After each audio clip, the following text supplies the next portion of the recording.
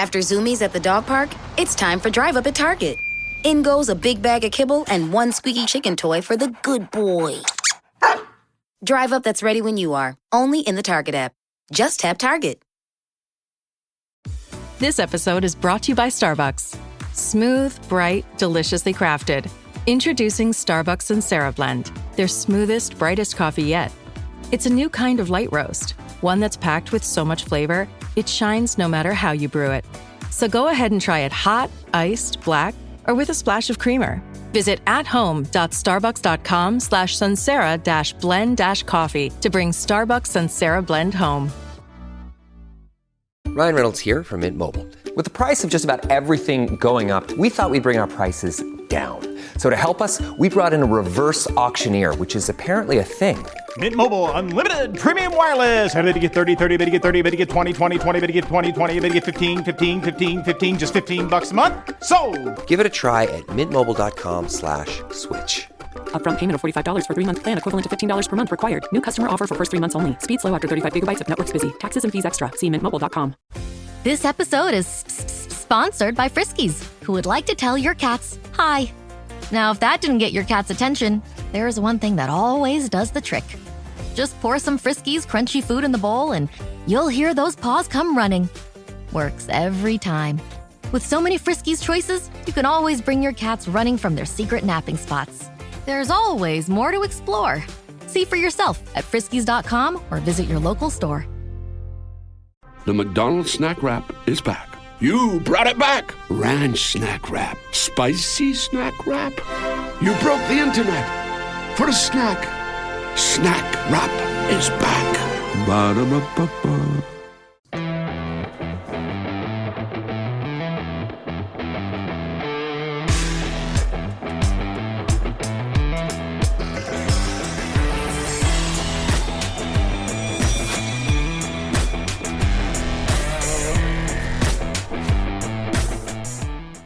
Welcome to the chalkboard, my fellow football nerds, for episode number 196 of Chalk Talk. I'm your host, Shane Haff, and you can follow me on Twitter at ShaneHaffNFL. I'm joined today by the best co-host in the game. You have heard him on the Tough Cover radio show. It is Mark Henry Jr. Give him a follow on Twitter at MarkHenryJr_. Mark, how are you doing today? Doing great. One of my favorite topics here that we do. Always love the drafts and the lists in the off season, filling the time till we get to the real stuff. But Shane, we're getting there here. We're around the corner. We're getting closer and closer. I think it's 5 weekends away from week 1 of college football, and this year has like 4 major matchups that even Shane might watch, like some Ohio State, Texas, Notre Dame, Miami. Bama's playing someone, Clemson, LSU, and then you got NFL the next weekend. We're getting there. We're getting close. I am much more invested in college football like the first 2 weeks of the season when it's been forever since we've had football. It's been funny. Like I did not buy this year's college football game. It's downloading right now, Shane. Nice. I've been traveling for work. I just got home. It's downloading right now. I was planning to buy Madden this year because I just don't have time to play both anymore, and I bought college football last year, so I was going to buy Madden this year to play it with my son a little bit, maybe do some online videos with like pass concepts with it, different stuff like that. And anyways, but I've seen people on like the college football Reddit and stuff complaining about how Dynasty's broken, and it's like, I did this season and like I lost 28 people to transfer or whatever, and I was like, yeah, that exact reason that you guys are frustrated with this game is why I'm just pretty much over college football at this point. But I think there's positives and negatives of like all things. I do think I don't know, I don't even want to have a whole thing there, but detour real quick. How are we feeling about the Sooners going into the year, Shane? Based off of last year, not great. I don't know. I don't know much about the new quarterback they got. So he is a stud. Yeah, I have a lot of faith in the defense as long as Venables is there, and it's the offense was just so atrocious last year. It the quarterback play and the O-line play was so atrocious last year. It made it hard to really evaluate anything else. You guys have an insane schedule. I've actually read some conspiracy theories out there. If you look at Texas's schedule in their first couple years here in the SEC, and you compare it to Oklahoma, which theoretically they're supposed to do it regionally, and Texas, Oklahoma should be in the same region. There's a reason for the Red River rivalry. So people have been really there's been some conspiracy theories and eyebrows raised about the way Oklahoma's kind of gotten screwed schedule wise, and how Texas is kind of, they are the biggest college football market. They have the Longhorn Network. Like there's a reason they have their own channel. So they've gotten a little bit of the red carpet into the SEC, while Shane and the Sooners have gotten kind of a trip to the dungeon. And the schedule this year is really difficult, but I do think Oklahoma I think it's the most talented team of the Venables era, and it's probably the best quarterback of the Venables era. I really like Mateer. So I think I had you guys at 8-4. So that might not sound great. You go through that I'd take schedule. it after last year. You go through that schedule 8-4. It means you probably have some really impressive or fun kind of wins against real teams in there. So a little detour there. Yeah, I was talking to my son last night. He was asking when football season starts. I was like, well, training camp's next week and preseason's in a couple weeks, so we're almost there. But we're not quite there yet. And what we're going to do today is one of our favorite off-season exercises, I think. At least it's one of my favorites. Anytime Mark and I can draft teams, that's a lot of fun. We love the expansion draft. We're working together in that one. This one, we're going to be drafting against each other.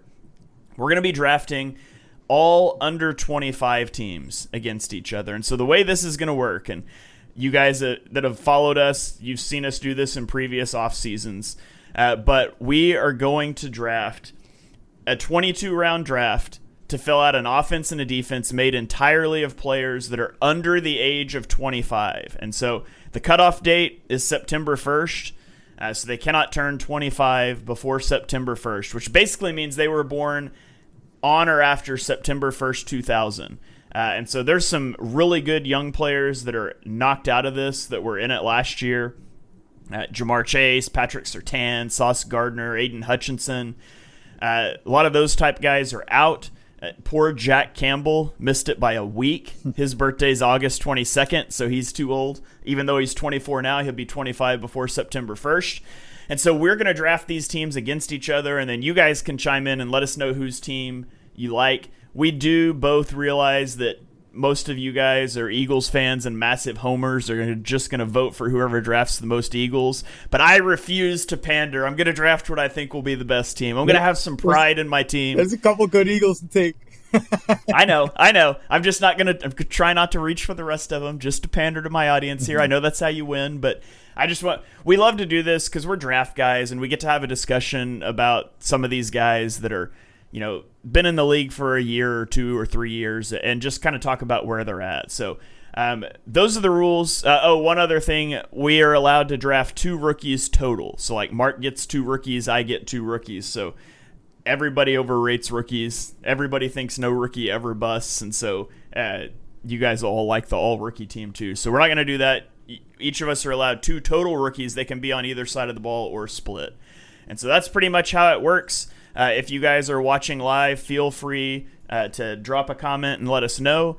And otherwise, let's dive into it. Mark, I forgot. Do you care who has first pick? You take the first pick. I'm going to let you do what I think you're going to do. Okay. You're going to let me do what I think I'm going to do. I was like, I should have had the little wheel spinner ready, and I didn't. And okay. First. That way I'll go first whenever we do our next thing. Okay. Sounds good. If I am going first, then I'm going to take Jalen Carter. Oh, man. I was trying to be sneaky. I thought you would do something else. That would have been my first pick as well.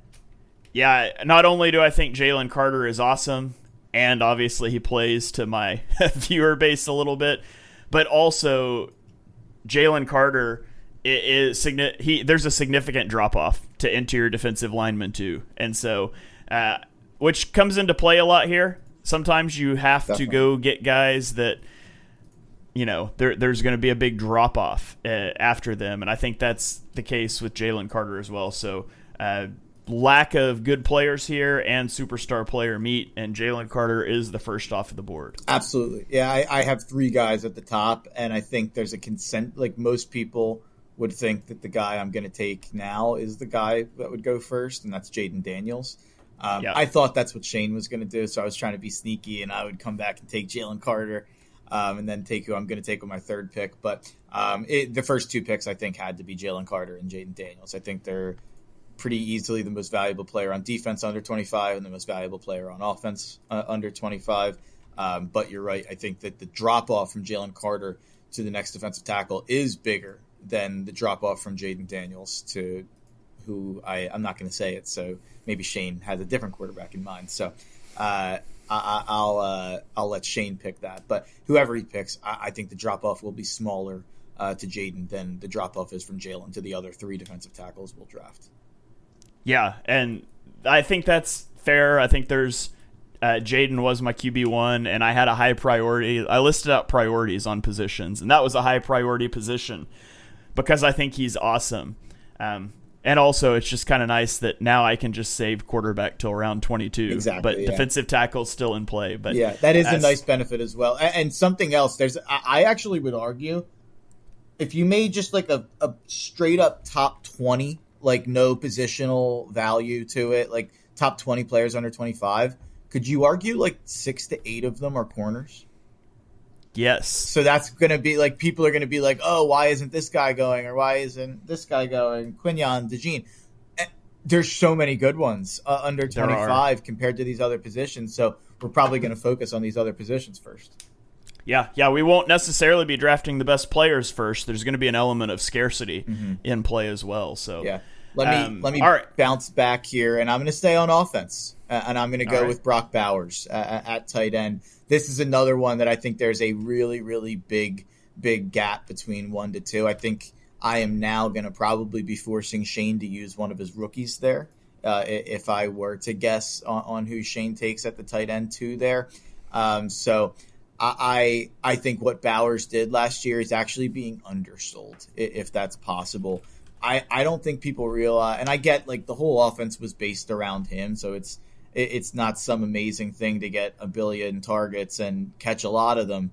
But it is when you have 112 catches, 1,194 yards in your first year in the NFL, and you have Aiden O'Connell throwing you the ball. And it's not like he had 153 targets. So it's not like he had 180 targets. Like 112 catches on 153 targets as a rookie and being pretty productive on those from a yardage standpoint, and 5 touchdowns on a terrible, terrible team. Like, obviously, Bowers a really good blocker as well. Like, I think he is immediately the best tight end on the planet. And there's a big fantasy argument right now, Shane. I know Shane's not a fantasy guy, but Bowers and Trey McBride is the big tight end 1 argument this year. And people out there saying, Trey McBride has never really scored touchdowns. So if he starts to score touchdowns, then he could easily pass Bowers.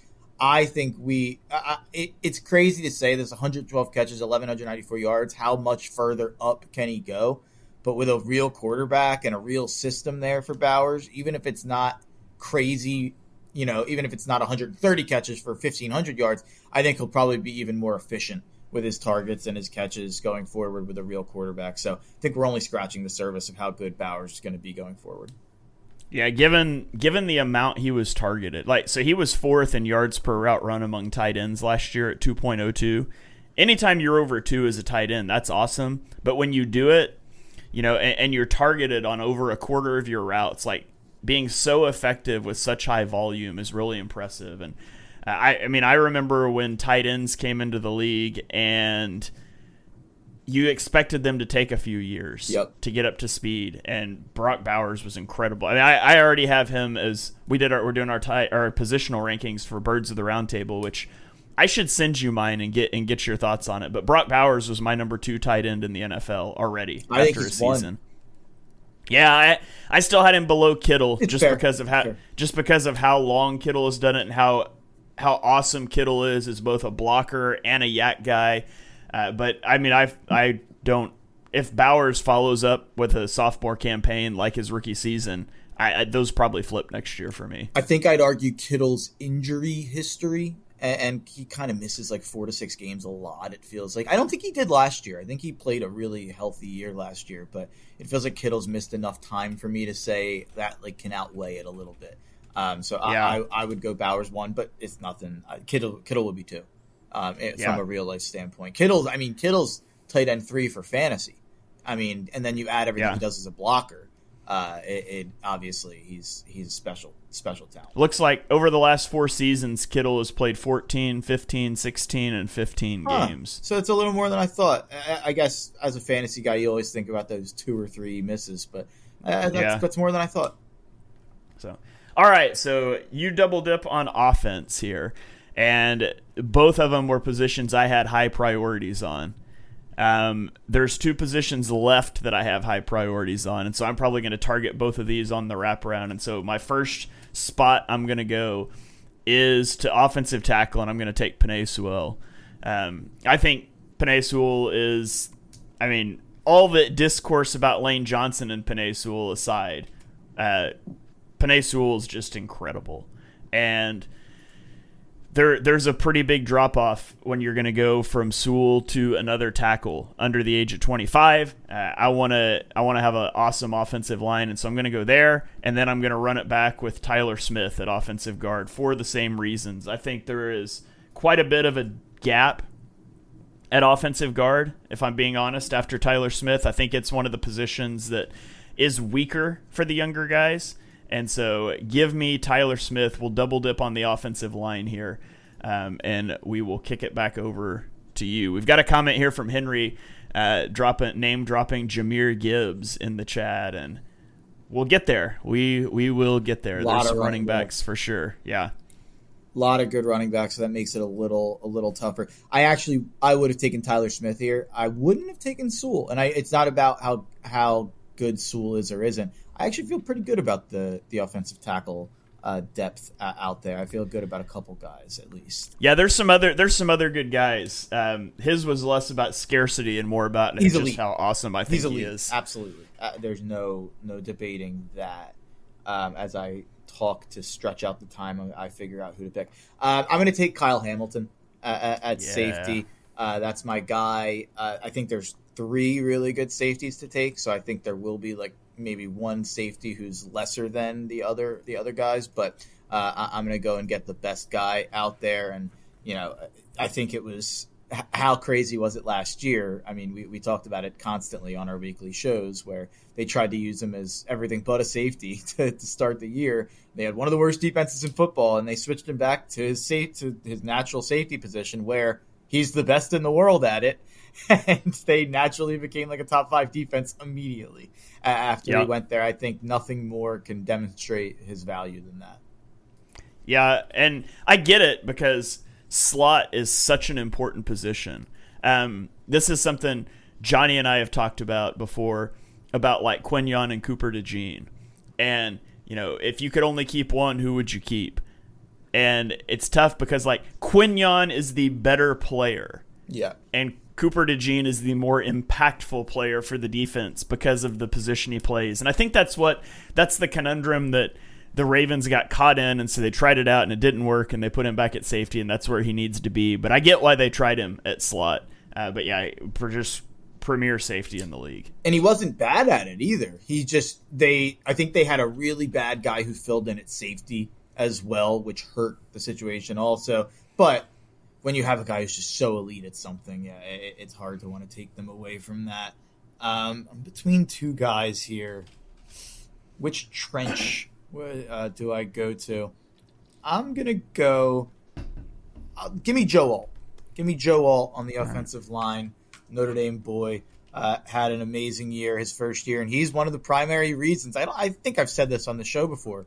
The Chargers are my pick to win the AFC, Shane. I think you look at Slater and Alt on both sides. They went out and signed Mekhi Becton. You went out and drafted Trey Harris to put him on the other side of Ladd McConkey. You went out and drafted Omarion Hampton at running back, who I think is an amazing running back prospect who's going to be immediately a top 10 to 15 back, in my opinion. I think that this Chargers offense is going to be really, really fun. Even if it's not an explosive passing offense, I think they're going to be really efficient as a passing offense. They're going to be a really good offensive line. They're really well coached. And the defense performed way well above their heads last year and were very young and only going to get better.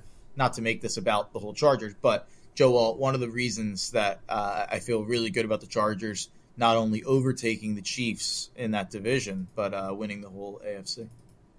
Yeah, and I mean, that Joe Alt, Rashawn Slater pairing at tackle is just, it's so good. And I thought it was kind of funny.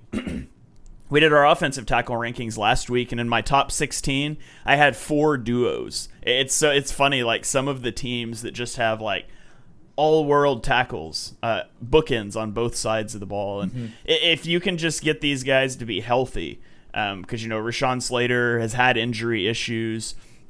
Alt didn't. Alt had a rough end of the year, had a bad, playoff performance against Houston. Will Anderson, it happens. But that's such a good duo. And with some of the news about, Rashee Rice, and he'll probably be suspended now, you can't help but wonder. Of course, we've doubted the Chiefs for years, and they just keep making it to Super Bowls. So we'll see. We haven't necessarily. I feel like we've been pretty good at that.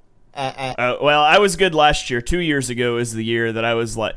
2 years ago was the year that I had the message I sent to you that was like, I feel like when the Chiefs lose a divisional round playoff game, we're going to look back on them not making a move for wide receiver as the reason why. And then they went and beat us, made it to the Super Bowl again. But yeah, I think mostly we haven't been. We've kind of made fun of a lot of those shows that come on every time the Chiefs lose in the regular season. Is it over? Are they going to lose? Like, we've made fun of that more than we've fallen victim to it, I'd say. Yeah. Okay, so it comes back to me. And I see, now I'm starting to... There's a bunch of different positions I could go to, and I'm trying to figure out what's the most advantageous. I'm going to go ahead and take Brian Branch. Give me Brian Branch. He's another one of those safeties that you were talking about that's just an elite guy in the league. And I feel like there's another good safety, and I'm trying to decide if I want to take him as well or if I want to go somewhere else. I think I'm just going to take him because I think there's a drop-off there. So I'll get his running mate, too. Give me Kirby Joseph. Yeah, I realized doing this ranking, I was like, man, I like a lot of the Lions because, Jahmyr Gibbs is ranked. Sam Laporta is ranked at tight end. He might end up being my tight end. I'll be honest. I might be the Lions at the end of this. I'll be honest. I missed Sam Laporta being under 25. I don't know how I missed that. But I missed that, so that hurts my Bowers pick a little bit. Hand up, I won't lie. I think it's still a good pick, but hand up, I thought you had to go Warren or Loveland there. I'm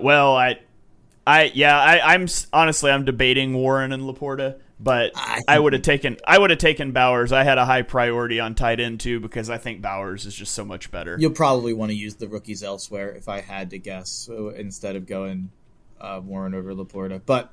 That hurts my pick a little. You love to see it. Those are great picks. Those are great picks. That hurts my Hamilton pick as well.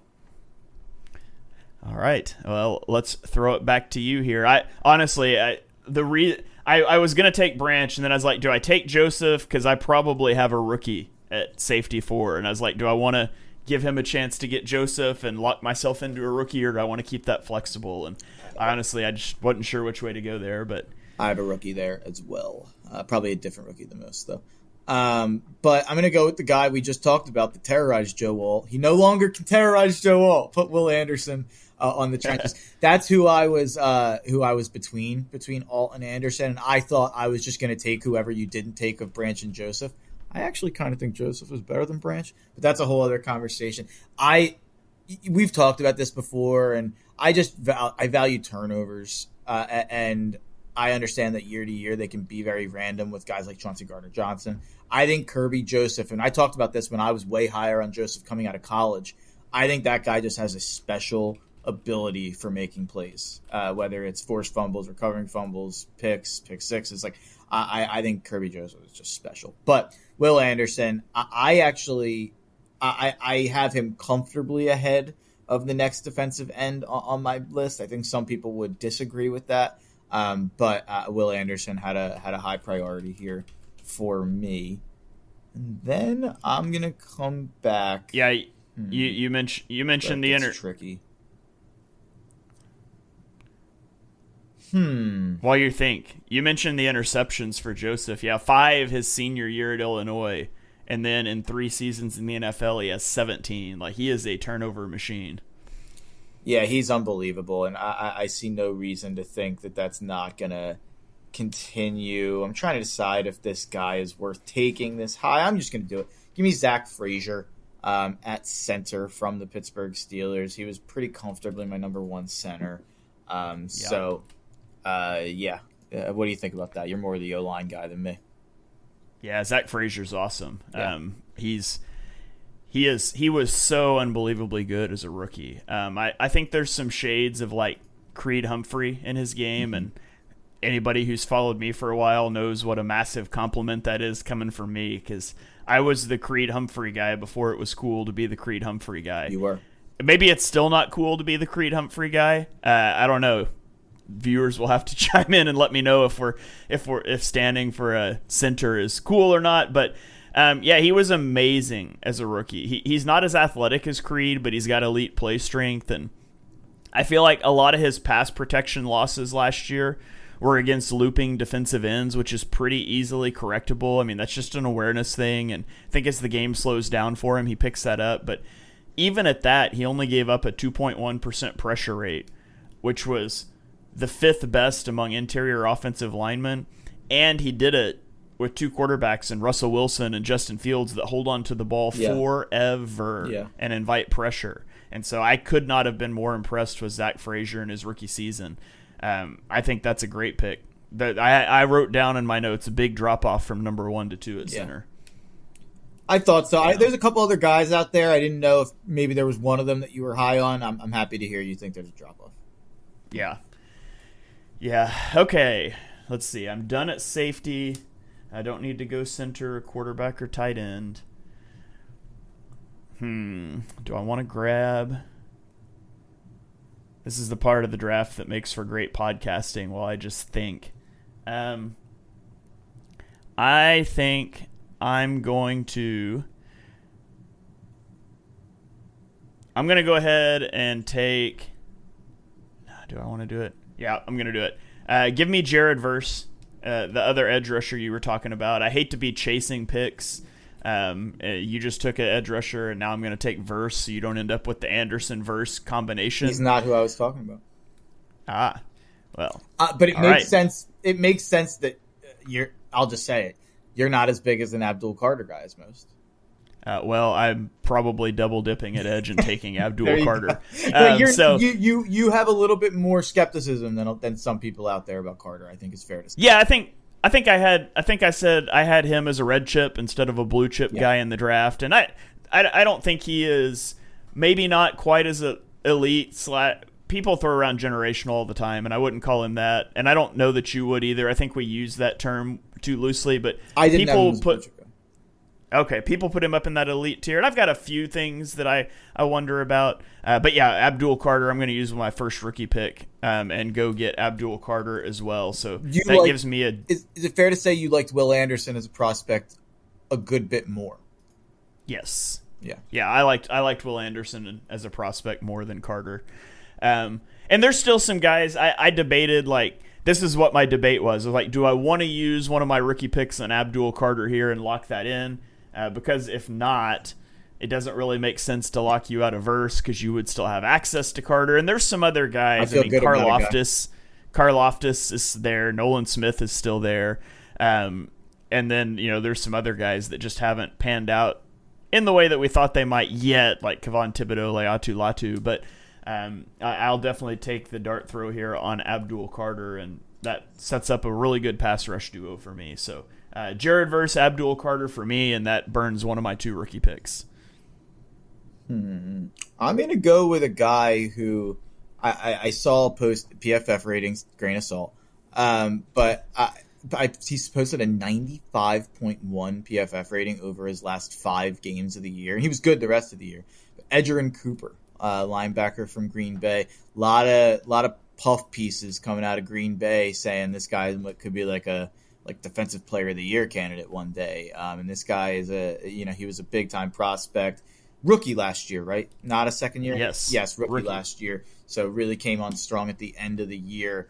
And linebacker, there's some guys out there. I think he's pretty comfortably number 1 for me on my board. There's a guy who maybe could close that gap a little bit, but I went with Cooper. Yeah, what's interesting with Cooper is like we kind of talked about Edgerrin Cooper as maybe being an edge rusher in the NFL, and then he just basically wasn't. He dropped into coverage. I can give you the exact number. He dropped into coverage on 75% of his passing down snaps last year. So they didn't use him to rush the passer almost at all. And he was actually pretty solid in coverage. And so, Edgerrin Cooper, he was my linebacker one. I think he's an awesome player that, the Eagles I would love it if he was on the Eagles. And that was the whole thing. We kept linking him to the Eagles in the draft process and mock drafts, trying to speak it into existence, and it just didn't work out. No, yeah, he was a guy we definitely liked. I'm gonna go with another first year guy, kind of just a run stuffing big man. I feel like he's kind of what we wanted Jordan Davis to be, or at least was in his rookie year. Tavondre Sweat from Tennessee. Plug him in there to just clog up the middle. All right. Did you have him on your board? I did not, but I thought about him. I could tell when Shane wasn't ready with the copy paste. I could tell Shane wasn't considering him. So bad pick by Mark. Well, I thought I had it. I thought I left him on there because I tried to put together a bunch of the ones so I could just copy paste in, and he is one that I thought about, and I must have deleted that column at some point. But he was not in my little ranking. But when you started talking about big run stuffer, I knew you were either talking about him or one other guy that I won't mention at this point. But we'll see if he comes up later. I was a bit higher on Sweat coming out as well, I remember. And so I felt like he was pretty impactful in a bad situation last year. Yeah. And one thing, if you're a run stuffer and you get drafted by the Titans, you get a lot of chances to stuff the run late in games when you're down by 3 scores and teams are trying to run out the clock. That's fair. Okay. We come back over to me. I do not need to take my center yet. I don't need to take... Let's see. Do I want to go offensive line? I'm going to go... Yeah, I'm going to go offensive line. Give me Paris Johnson Jr. as my other tackle. Good pick. I think Paris Johnson Jr. really solid player, and him as a tackle duo with Penei Sewell is going to be really good for me. And I think I'm going to actually. Am I going to take a guard? I'm going to stick on the offensive line, and I'm going to take a guy that. Oh no, I'm not. I don't want to do that. Do I? No, I'm going to take... Shoot. This is great podcasting again. If it helps you, I'm hoping you go offensive line. Yeah. So maybe go... Or is that a mind game? It could be. You know what? I'm not going to do that. I was going to cause myself a problem later. Let's go linebacker. Give me Leo Chenal. Yeah, he was the other guy I was talking about when I took Cooper and said, if you want to argue, maybe there's one guy. He's had some coverage issues recently, but he's so good otherwise. Yeah, I kind of had him, and I had him slightly above Edgerrin Cooper, but they were basically the same for me. I was like, just get one of these guys, but I definitely didn't want to miss both of them. So I'll take Leo Chenal and kick it back over to you. I'll take Ivan Pace. Linebacker from the Vikings. He was. I don't want to use a rookie on that spot. And if I don't take Pace, I think I'm going to have to use a rookie. So that's pretty much what that pick is. Ooh, I think you're forgetting somebody. That could be true. Is it an Eagle? It is an Eagle. Yeah, Nakobe. Yeah. I feel weird drafting him when I think he's going to miss like the whole year. Yeah, I don't know what the injury thing is going to be like, but he was so good last year before he got hurt. That's the only reason I have him listed, and I was like, I don't know how I feel about it. This is kind of weird. But the other linebacker I had was like, if I want to use a rookie pick, take Jahad Campbell. But that's who else. I have those two guys on my list. I didn't want to use a rookie, and I feel weird drafting Nakobe. So that's what it came down to. I'm gonna go with a guy who. By the way, I don't know if you remember or not, but I was a big Ivan Pace guy in the draft too. You He's were a guy that I really liked. You were. I don't. This is gross. This is a gross pick I'm going to make here, but I don't want to go double rookie. I definitely don't want to go double rookie here. So I'll take a guy who was a big prospect. He's going into his third year. I'm just the Titans guy.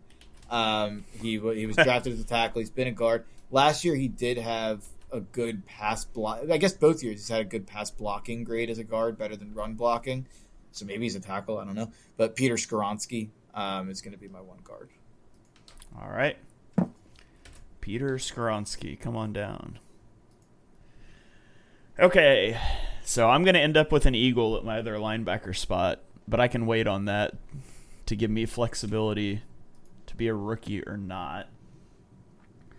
I could take my other defensive lineman, and maybe that's what I do. I don't need to take center yet. Or do I go... I could go guard. I don't need to go tight end. I could go running back, wide receiver. So I could start... There's so many good receivers and corners, it almost feels like a waste to take them so early. I'm going to go ahead and finish out my defensive line. Give me Keanu Benton for my other defensive tackle. A little bit more of a run stuffer than a pass rusher, but Keanu Benton's really good, and I think he's got some ability to rush the passer as well that we've seen in Pittsburgh, and obviously he plays on a really good defensive line there where he's not going to be the focal point, but I don't think he's going to be the focal point of pass protection on a line with Abdul Carter, Jalen Carter, and Jared Verse either. So Keanu Benton rounds out my defensive line. Unfortunately, it makes it where you don't need to pick defensive line anymore for a while. But I'll go there. I do not want to make my linebacker decision yet. Do I want to make my guard decision? Man. See, I'm in a conundrum. I think I'm gonna take the guard. I've got two guards left on my board, and one of them's a rookie. Yeah. And so if you take the other one, I'm forced to take a rookie, and that locks me out of rookies. And so I'm trying to decide, but I don't really have a place that I have to have another rookie. I only have one, so I'm gonna have a rookie safety, so I have like one for the rest of my roster. I'm trying to figure out who that should be. Yeah, I've got 3 spots that I have written down. I could take a rookie, and I think the upgrade at guard is the biggest, maybe. But if I could get pigeonholed into him, man, I'm just gonna let that play out. I think I will go get. I'm gonna go get my corner one. Give me Trent McDuffie. Good pick. So, Trent McDuffie, CB1. Yeah, there's a lot of corners, but he's awesome. So then I'll throw it back over to you. I'm going to go with a guy who, over the last 10 games last year, this guy's being drafted as wide receiver 4 in fantasy this year, first-round pick. Puka Nacua had 75 catches for 955 yards and 3 touchdowns in his last 10 games. The Rams went 8-2 in those games after struggling without him pretty hard. And not to mention, if you prorated those stats over a 17-game season, he would have finished the year with 128 catches for 1,624 yards and 5 touchdowns. Not a lot of touchdowns, but 128 catch pace for 1,623 yards over the final 10 games. And it's not like that's like a one-time thing. You go back and look at what he did as a rookie, and it was unheard of. 105 catches, 1,486 yards. So there's a lot of receivers to pick from. I would say Puka has multiple seasons of elite kind of production, whereas everybody else, you're cherry-picking one, if that's fair to say. Yeah, Puka was my wide receiver 1. Really good. And like you said, with corner and safety, we just kind of get into, like, there are so many. And I think that's why we both put it off for so long. Yeah, and then I'm going to come back and I'm just going to do it. There's so many corners on the board, but you've got your Eagle, and I think you're going to get some others. Give me Quinyon. He was so good last year. I actually think the Cooper DeJean interception and the exciting whites and all that stuff, and Quinyon having struggling all year to make the pick until the end. What game was it that he got the pick in to close the game? It was the Packers playoff game. Yeah. I had an all-time call-out for that. I tried to make myself last year. I'm very, analytical and things, but on Birds of the Round Table, I try. Everybody gives, these outlandish predictions, these very specific predictions. And I just am always, I was always they're going to, so-and-so is going to be under a lot of pressure in this game from the defensive line or something. So finally, for the Packers playoff game, I was like, I'm going in on it. And my player of the game prediction was Quinyon Mitchell. And I said, because he will make a game-sealing interception in the end zone late in the fourth quarter to send the Eagles on to the next round of the playoffs. And then that was his first career interception. It happened in that game. And I was posting that clip everywhere. That was, but I had a buddy all year who was like, thank God Quinyon can cover and nobody throws at him because he's got the worst hands I've ever seen. He did have 4 or 5 chances at a pick and just was not able to get it. But other than that, I mean, he was, darn near perfect last season. I think, Sauce Gardner, I think, is the best rookie season I've ever seen from a corner. I think Quinyon is, you could argue Quinyon's was better because it led to the Super Bowl and winning a Super Bowl as a rookie, but Quinyon's is right there. What he did was nothing short of incredible. And like I said, I think I love Cooper DeJean. I think Quinyon is a clearly more valuable piece than Cooper DeJean. Yeah, his I forget what the stat is that I put out. Somebody quote tweeted it from months ago the other day, and it brought it back to my mind. I can't remember what the exact number was, but Mitchell was the percentage of man coverage snaps that Quinyon was targeted on last season was the lowest of any rookie cornerback in the last 5 years. Which includes Sauce. And it also, and Sauce, Sauce, was DJ Reed there when Sauce got drafted? I think so. Okay, so he had a good running mate too, but you're looking at teams are choosing to target Darius Slay over the rookie. So it's not like he got drafted and he had some bum at the other corner teams just threw at. They were choosing to throw at another really good player and a lot. DeJean. And DeJean. I feel like DeJean got, especially early in the middle part of the year, they were throwing at DeJean a lot until he showed you can't do this. Besides the Adam Thielen game where DeJean admitted Adam Thielen cooked him. Cooper DeJean's kryptonite is white slot receivers that are slow. Yeah, we have to check the schedule. Did we play any white slot receivers this year? Watch out for a bad DeJean game if so. Yeah. Man, the Chiefs really messed up. They should have got Travis Kelce in the slot a lot more in the Super Bowl. Yeah. He would have cooked DeJean. There was a lot of good jokes out of that Thielen game. I remember that. That was crazy. He really did cook him. That was crazy. You're up. Yeah. You're up now. I thought I only had one there. I went Puka and then Mitchell. Yeah. Yeah, you went Puka and Mitchell. All right, I'll take another CB. Give me Derek Stingley.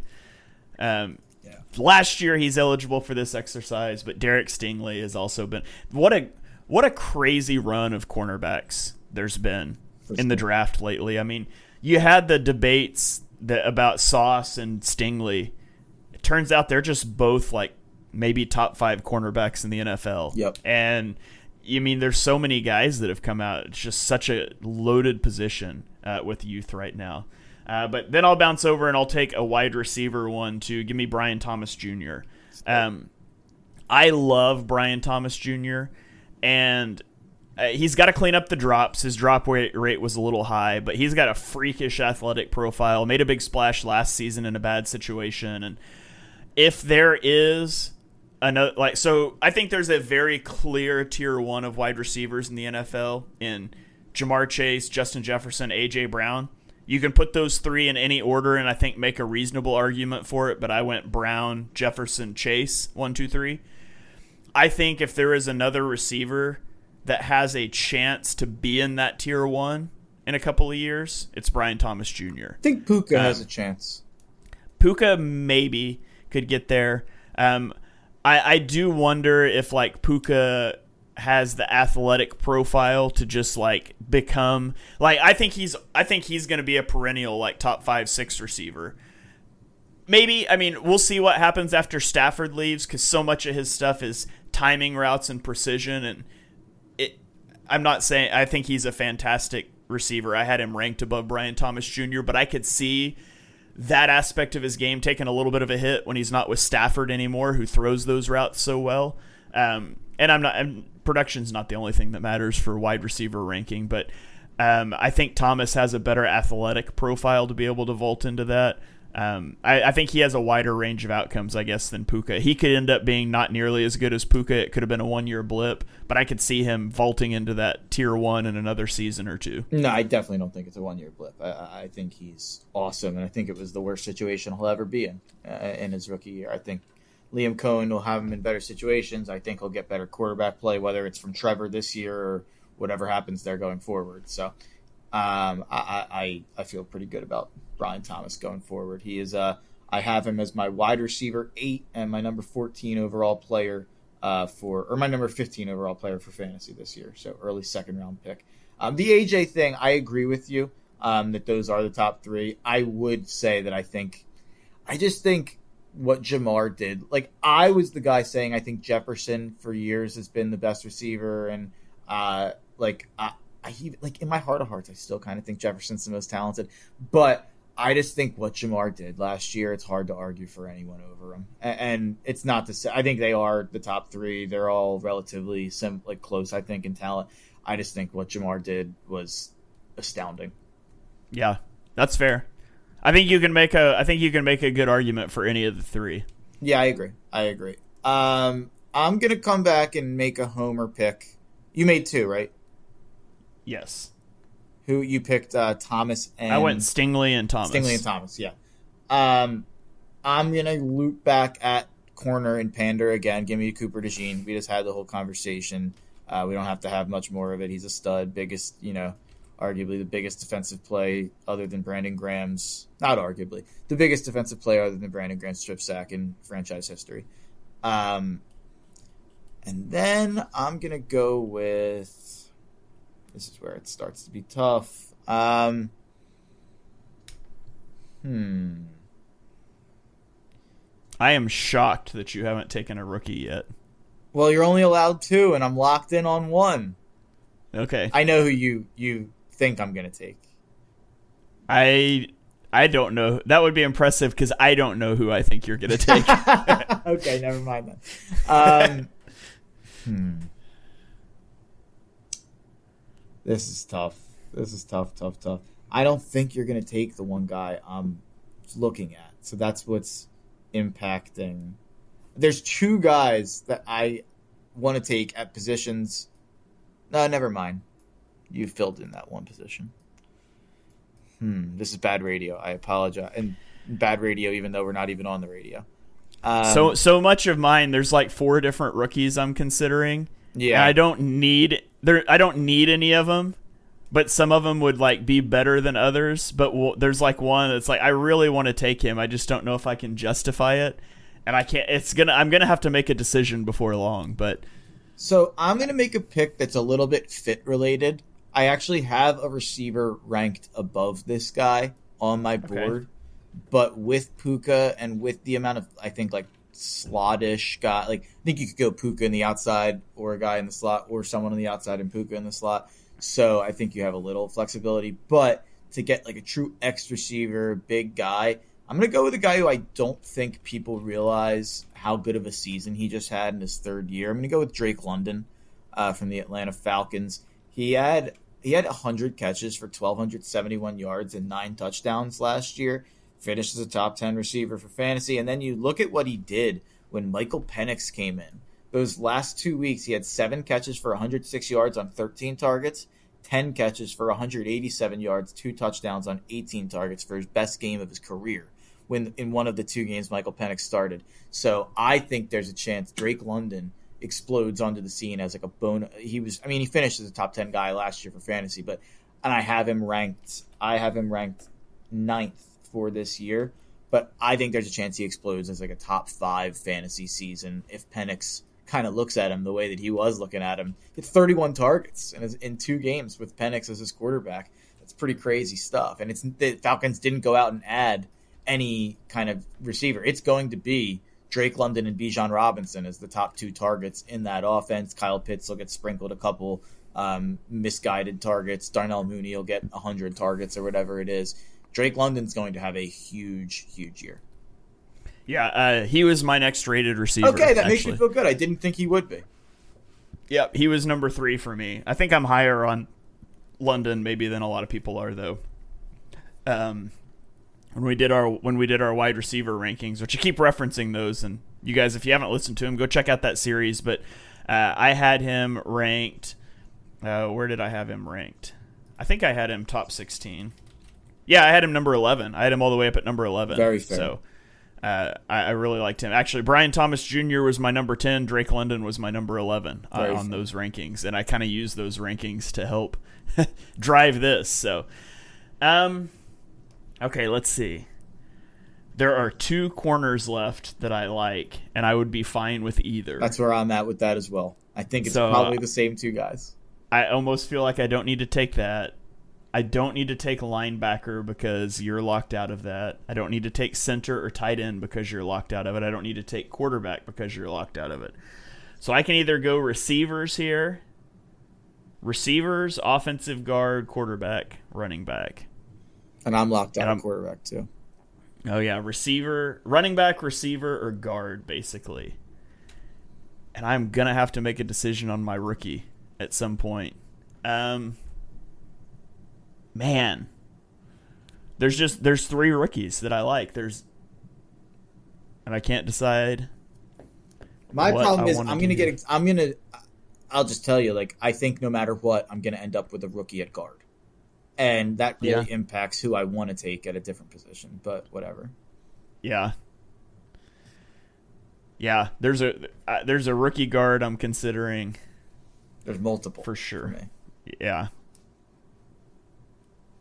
USAA knows dynamic duos can save the day, like superheroes and sidekicks, or auto and home insurance. With USAA, you can bundle your auto and home and save up to 10%. Visit USAA.com/bundle. Bundle savings are off total premium, not available in all states or in all situations. To qualify, auto policy must be active prior to property policy issue, subject to change. Restrictions apply. Membership eligibility and product restrictions apply and are subject to change. USAA means United Services Automobile Association and its affiliates, San Antonio, Texas. Hey, it's Paris. You know I love sparkly things, right? Like stars. Duh. And thanks to Hilton and Auto Camp, I just slept under them. Picture me, serving looks by the fire outside my luxurious Airstream, making s'mores with the kids, while a national park is our backdrop. The great outdoors meets Hilton hospitality. That's hot. Explore all the new ways to stay at Hilton.com. Hilton for the stay. Finding a new job is stressful. But with Indeed, it doesn't have to be. Just fill out your Indeed profile with your skills, experience, and desired salary. The more you fill out, the better your matches will be. And hearing from hiring managers will be 2 times more likely. Relax. That's your Indeed profile sending opportunities your way. Indeed, the world can work better. My cat Freddie loves to be brushed and cuddled. But stirring up his cat allergens meant sneezing and itchy eyes. Then I found Purina One Live Clear. It's cat food that reduced the major allergen and my suffering in as little as 21 days. Now, we feel closer than ever. If you have issues with cat allergens, you really need to try Purina One Live Clear. Try new Purina One Live Clear today. Purina One, a difference from day one. My name is Happy Gilmore. I haven't swung a club in years. You know what you gotta do. Grip it and rip it. Or... Oh, now that is some Happy Gilmore. Everyone is talking about the comeback kid, Happy Gilmore. Happy knee. Yeah, baby! Happy Gilmore 2, only on Netflix July 25th. Rated PG-13, may be inappropriate for children under 13. Okay. I I am going to stay away from rookie guard. So I'm going to take the non-rookie so I don't screw myself over if you end up taking him and then I have nobody else. So give me Jackson Powers-Johnson as my other guard. Solid. I didn't have him. I had him listed as a center, to be honest, but I know he plays guard. Yeah, that is it's weird. I loved him as a center, and then they brought him in, and they played him at guard, and I thought he was really good. So give me Jackson Powers-Johnson. Now I just got to decide where I want to use my rookie spot. But I don't have to do that yet. I can delay one more round, I think. So give me Malik Neighbors for my other receiver. And that will kick it back to you. That is a good pick.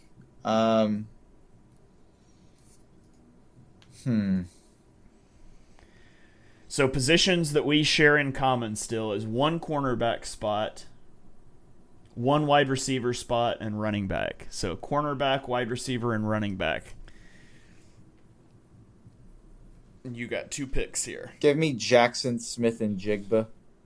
Okay. From the Seattle Seahawks, a guy who I famously loved, famously to me, not famous to anybody else. But if you listen to this podcast, maybe it's famous to you. I famously loved him in the draft. I think I had him like 5th overall in that draft. So loved JSN. Slow rookie year for JSN, and then last year exploded. I think JSN's going to be a stud going forward. It's funny. So Shane, I'll let you in on a fantasy thing here. There's pretty much everybody across the fantasy community has a very clear top 10. Some people have T. Higgins in this. I'm low on T. Higgins for fantasy, so remove T. Higgins. Most people agree there's a top 10/11, including T. Higgins. In no order, this is my order, but Jamar, Jefferson, Lamb, Amon-Ra, Puka, Neighbors, AJ, Brian Thomas Jr., Drake London, and Nico Collins. And then there is a massive gap to whoever you want to argue, if you're like me and you're not a T. Higgins guy, is 11th, right after that elite tier. And it's the crew of Devontae Adams, who's now in LA as a wide receiver 2, Garrett Wilson with Justin Fields. Is Mike Evans going to keep being this good? Lad McConkey, is he going to take a jump? Is Terry McLaurin going to keep his wide receiver or keep his touchdown dependency up? But the answer I would give, my wide receiver 11 is Jackson Smith-Njigba. I think he's going to have a huge year outside of that like truly elite fantasy tier of receivers. I think JSN has a big year. I think Darnold is going to target him a lot, especially if the O-line is not as good as it should be, which it looks like it's going to struggle on the interior. Some pressure up the middle, get the ball out quick. I think JSN's probably pretty good for that. Obviously great on slants and stuff like that. So give me JSN in my slot. All right. So Jackson Smith-Njigba, that leaves us with only running back and corner in common. So which way do you want to go here? I'm going to go with corner. And give me Devin Witherspoon. Okay. I imagine you're going to go Christian Gonzalez. Yeah. Yeah. I was between the two. Gonzalez had the big injury, so I'll go Witherspoon. Yeah, the only thing with Gonzalez is availability. If he can stay healthy, he's been so good.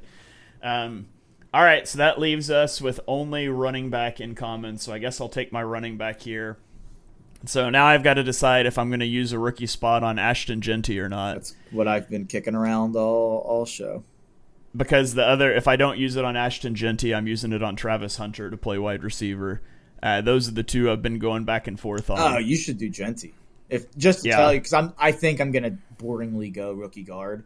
You should do Genty. I have Genty as my RB1. Yeah, I do too. Bijan Robinson, Jahmyr Gibbs is really good too. But yeah, I'm going to do it. Give me Genty for my running back. That uses my second rookie spot. I think the other receivers are just better than Travis. I think there's a couple of receivers out there that it would be really impressive if Travis Hunter was better than.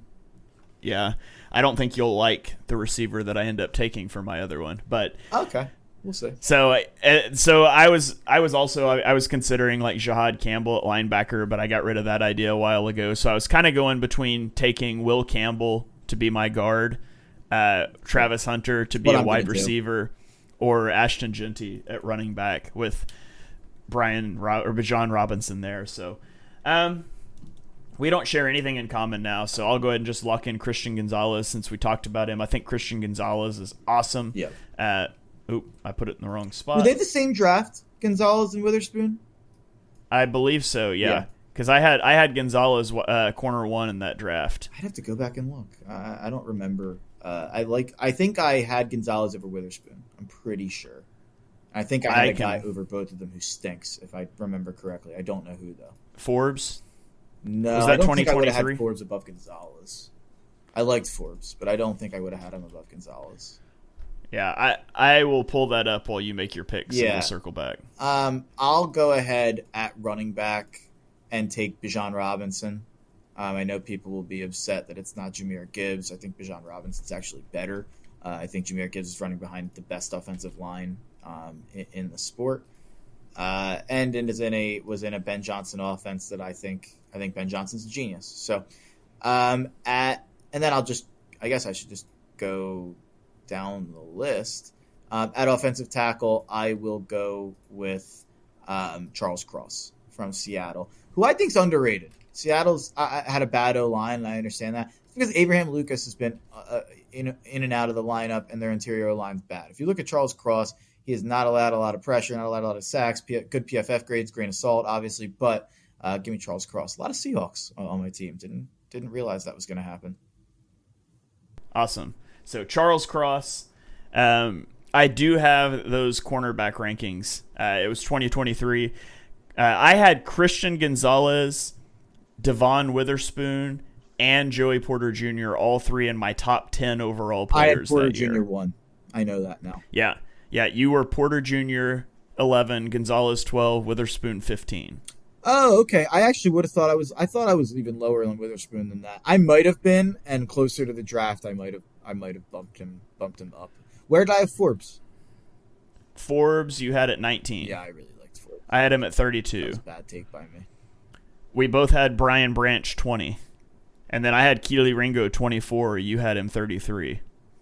I've been disappointed by Ringo, but he hasn't gotten that many chances either. So I don't know. All right. So that was your picks, right? Yeah. Okay. I'll just quarterback. I'll go C.J. Stroud. That's what I figured. I debated Caleb Williams. I think Caleb Williams was just in an awful situation last year. I expect it to be better, but I've seen it in the NFL with Stroud, and I haven't seen it in the NFL with Williams yet. Yeah. So I'll go there. I'm going to skip wide receiver for now because I'm still debating two guys, and I'll plug in Sam Laporta as my tight end. You got a lot of Seahawks. I got a lot of Lions on my team. That probably makes better. 4. Have Lions than Seahawks, but all right. So that throws it back to you for 2 picks. I'll take Will Campbell for my guard spot there. Have they announced what he's playing? I am not sure. I feel like he's going to play tackle, but he probably will. Yeah, and he probably should start out as a tackle. Honestly, they should give him the chance. Give him the chance to play tackle. If you can't, you can always move him inside. I think you have really changed the way I think about this. The whole thing, the spiel you have where it's if you start a guy inside at the start of his career and he's really good there, you're not going to want to move him. You're going to just go draft a tackle or get a tackle. And if he's not good there, you're not going to trust him to play a harder position at tackle. Yep. So you've changed my thinking on that. I almost always now, if anybody's a fringe guy, I'm like, start him out at tackle. It doesn't work, shift him inside. And then if he's not good there, throw him in the trash. Yep. Yeah, that's definitely the approach I would have. Especially if your concern is length, I'm always going to give that guy, if he's good, a shot to stick at tackle. And knowing that limitation goes away if we kick him into guard. And so for a guy like Cameron Williams, like the Eagles drafted, I noted he might be a candidate to go to guard, but it's not because of his length. It's because of a lot of footwork related things that makes me think, yeah, that guy I'd probably just stick at guard. But yeah, if it's just the length related conversation, especially for a guy that otherwise is considered a really good prospect, I'm almost always going to try him at tackle first. And then I'll pander here, but it's not a pander because I actually had him ranked above. I had him ranked above Jared Verse. I think Nolan Smith, I would take today going forward over Jared Verse. How about that for a take, Shane Half? That is a take. I probably would not. No, I definitely would not, but I do really like Nolan Smith and what he's grown into, and he was on a tear at the end of the season last year, so it's possible that could end up looking very good by the time we get there. I don't want to go here because I maybe pull up Verse's draft. I think I was relatively really high on Verse. I guess Verse's draft is last year, but I was relatively really, really high on Verse. But if you go in and dive into the way he's being talked about, and I know he was really good against an amazing Eagles defensive line there, or offensive line there. Jared Verse had 4.5 sacks last year. I feel like the way he's being talked about, and I know we go deeper than that now. We have more, pressure rate and stuff rate and win stop, and he's good against the run, and that's part of the appeal of Verse, is that he's a 3-down guy. Nolan Smith had 6.5 sacks and then had 4 sacks in the playoffs. And if you just shrink it down, because you take out the first 4 games where Nolan was rotating in a lot more, the defense was kind of a mess. They were still getting used to the Fangio style. After the bye week, Nolan played, this is bad radio, even though we're not on the radio, 4, 5, 6, 7, 8, 9, 10, 11, 12. So over 16 games, Nolan Smith had 10.5 sacks last year and graded out really well against the run as well and played more and more snaps as the season went on for a Super Bowl team. I actually think, obviously I'm not even going to give credence to the TJ Watt Nolan Smith joke of a conversation that was had a couple weeks ago, obviously, especially since TJ Watt just got $41 million a year from Pittsburgh. Nolan Smith, I actually don't think we are properly appreciating how good he was down the stretch on that Super Bowl team. And then the fact that the only game he didn't get a sack in the last 6 games of the year, and the only playoff game he didn't get a sack in, was the game he tore his pec off the bone in the Super Bowl and played through it. Or what do I have the right? Was it pec? Did he tear his pec? I feel like Nolan Smith played through an injury in the whole Super Bowl. I believe it was a pec. Oh yeah. No.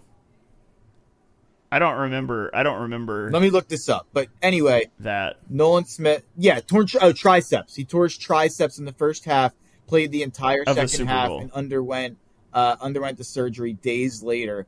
The joke was he was off a lot of pain pills at the at the parade when he was drunk off his butt. But Nolan Smith, what he did, that I knew, I remember that. I knew I didn't make that up. Tore his triceps, played through the rest of the game. That's the only playoff game he didn't get a sack in.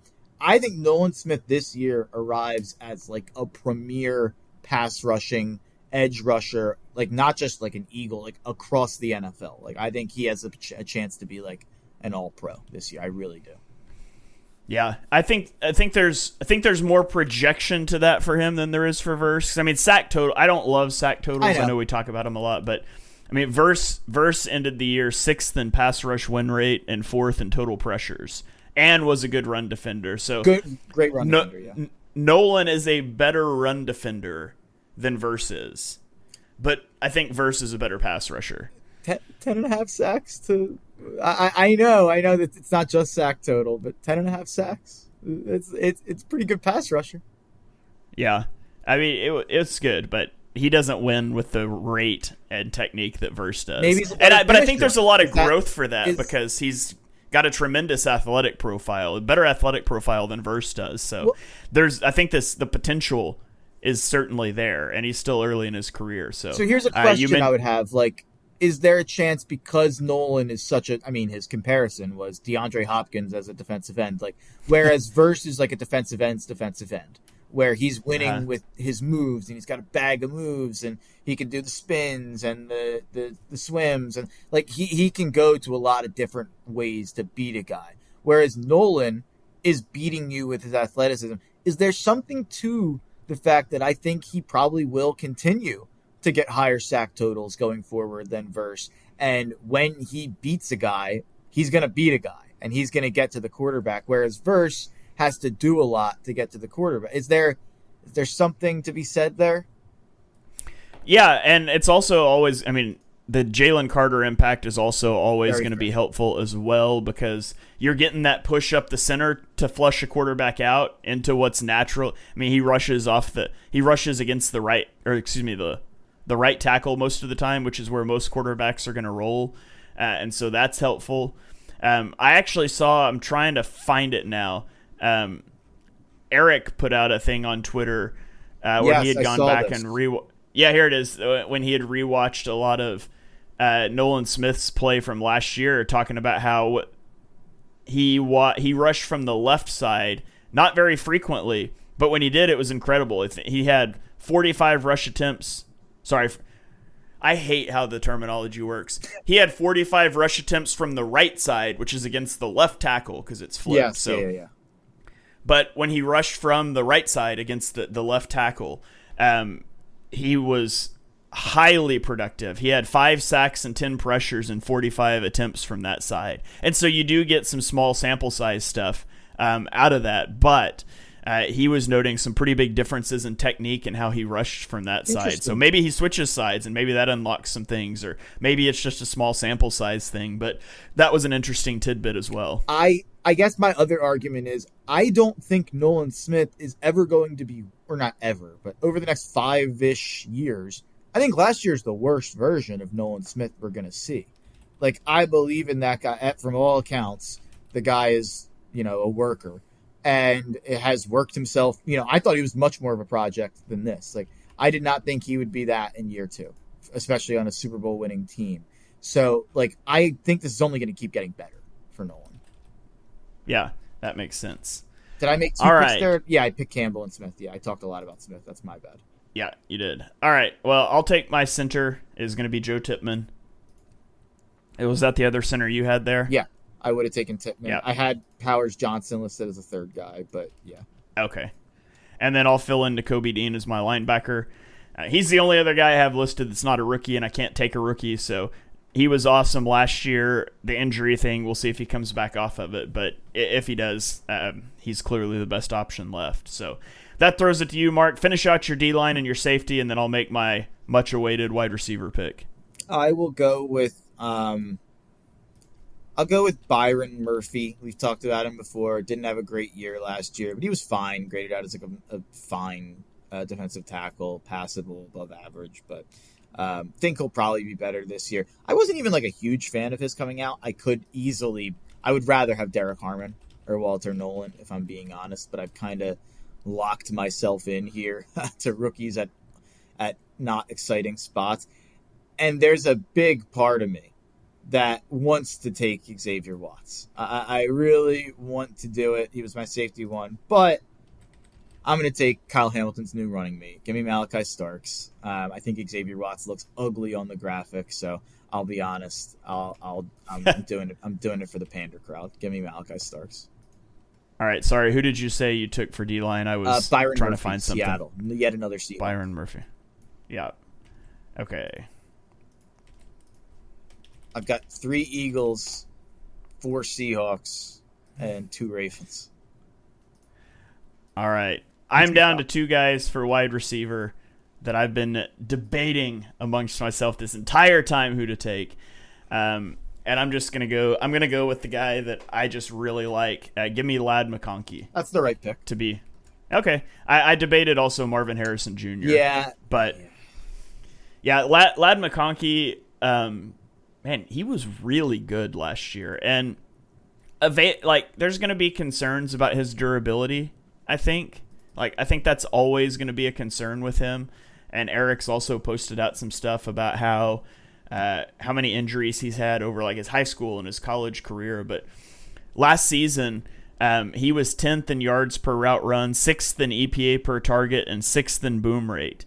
He's going to have some limitations with his size, but he's a great separator. And I've got the size with Brian Thomas Jr. and Malik Neighbors. So give me Ladd McConkey to round it out. And so there it is. That is our draft. I'll read them off here for the people that are watching, that are listening, not watching. So I have at quarterback CJ Stroud, Ashton Genty at running back, wide receiver trio of Brian Thomas Jr., Malik Neighbors, Lad McConkey with Sam Laporta at tight end, and then an offensive line of Paris Johnson Jr., Tyler Smith, Joe Tippmann, Jackson Powers Johnson, and Panay Sewell.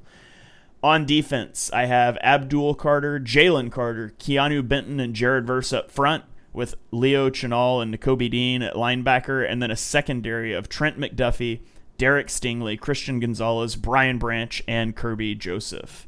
Mark, on the offensive side, has Jaden Daniels at quarterback with Bijan Robinson in the backfield, Puka Nacua, Drake London, and Jackson Smith and Jigba at wide receiver, Brock Bowers at tight end, and an O-line of Charles Cross, Peter Skoronski, Zach Frazier, Will Campbell, and Joe Alt.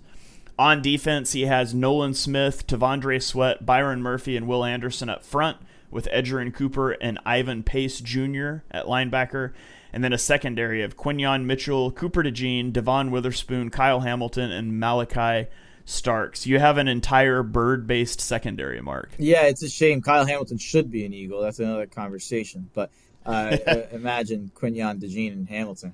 That's secondary, but your secondary is just as good. So I'd say that some of the best players that didn't get drafted, I think the two best players clearly that didn't get drafted are Jahmyr Gibbs and Devon Achane, and that's just comes down to position. We took Genty and Bijan Robinson, who I think are the correct two picks. So it's people will not like that. People love Jahmyr Gibbs, but there are so many wide receivers. Like, we didn't draft Marvin Harrison Jr., Zay Flowers, George Pickens, Jordan Addison, how about that for Jamison Williams, Xavier Worthy's just fast. Tet McMillan. There's a Tet McMillan. A cornerback we left off that could have easily been drafted is Christian Benford from Buffalo. Yep. I think he's clearly the seventh guy on the list, but he's really good. Who would have been there's the top a lot rookie of corners cornerbacks this year? I'm drawing a blank off the top. Why? This is not good. That's not good for my brain that I can't call back 3 months.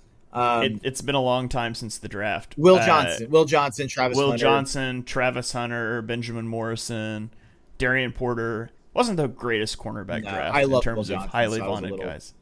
Bias there, but corners again, like just another position. So many guys. I think Derek Harmon, Walter Nolan. I think I'm missing another tackle that went pretty high. Mason Graham. Yeah, I wasn't as high on Graham, but yeah, Graham definitely went high. I considered using a rookie pick on Mason Graham. If Keanu Benton hadn't been there, Mason Graham probably would have been my next guy. James Pierce, I know I was a good bit higher on than a lot of other guys. Jahad Campbell, you can make an argument for. Jalen Walker, you can make an argument for if you wanted to use him as a linebacker. I think both these teams are really good. Yeah, so my most drafted team was the Lions. I ended up with 4 Lions. Your most drafted team Seattle. Is it Seattle? Yeah, 4 Seahawks. 4 Seahawks. Yeah. All right. Well, there you go. You guys can let us know in the comments whose team you think is better. Obviously, it's mine, but you can act like it was a hard decision for you when you're talking about it, so Mark feels good about his team. But Mark, any final thoughts before we get out of here? We split the Eagles 2-3, so that should help the vote. But you have Carter. So you have like the main Eagle. So I think Eagle pandering should even out here. Yeah, as it should be. It's nice that Eagle pandering doesn't decide things always. So when you're trying to do a whole NFL podcast, you can't have too much Eagles pandering going on. It makes it hard to be objective. We got to find another draft to do. I'm in draft mode. Well, we have one coming up, but I don't know how. That'll probably be closer to the season. Yeah. Our awards draft. Yeah, we'll have to figure something out. I don't know what we're going to do next time around, but it's been a little hit or miss in the summer here. But we are getting ever closer to the NFL season and cannot wait to get into covering actual football games again. But that is going to do it for this episode number 196 of Chalk Talk. If you enjoy what you heard, and we know that you do, hit that subscribe button so you don't miss our next episode. Drop us a 5-star rating and review wherever you stream your podcasts. You can follow us on Twitter. I am at Shane Half NFL. He is at Mark Henry Jr. And we will catch you guys next time.